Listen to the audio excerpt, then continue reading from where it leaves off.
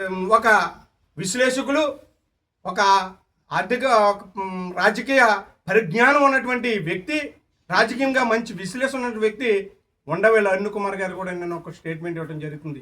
చంద్రబాబు నాయుడు గారు, మీకు ఏదైనా రాజకీయంగా దురుద్దేశం ఉంటే స్వయంగా ఆయన ఎదురుండి జగన్మోహన్ గారితో పోరాటం చేయండి తప్ప దేవదేవుడైనటువంటి వెంకటేశ్వర స్వామి వారితో సెలగాట మాడతారా? మీరు ప్రజలతో సెలగాట మాడతారా?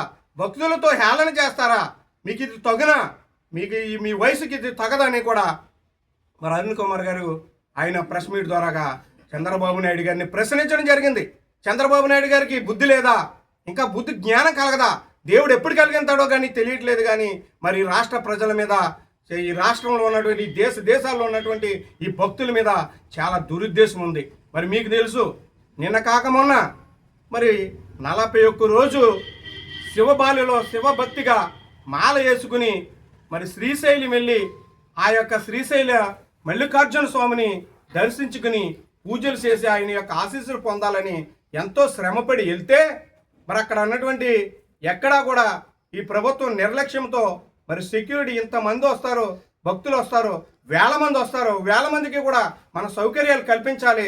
అక్కడ ఏ విధమైన అసౌకర్యం లేకుండా అందరినీ కూడా భక్తులందరికీ కూడా సౌకర్యం కల్పించి దర్శనం చేసేలాగా ఏర్పాటు చేయడం మానేసి వాళ్ళ మీద తప్పుడు ప్రచారాలు చేయడం జరుగుతుంది.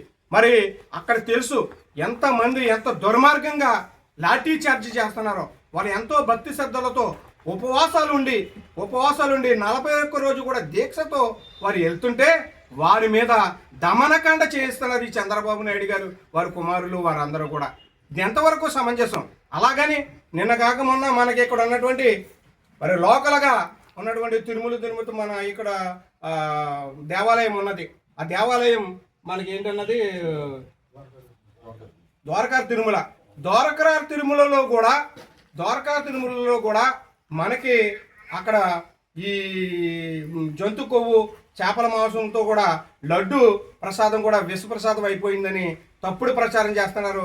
అది కూడా ఎంతవరకు సమంజసమో చంద్రబాబు నాయుడు గారు అనుమాయులకి ఒకసారి ఆలోచించాలి. ఎందుచేతన చంద్రబాబు నాయుడు గారు ఇలాగ విషపూరితమైనటువంటి ప్రచారం చేస్తున్నారో అర్థం కావట్లేదు.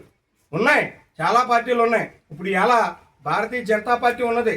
హిందూయిజానికి మా వెనకాల ఒక సంస్థ ఉందనేటువంటి పరిస్థితి అందరికీ తెలుసు.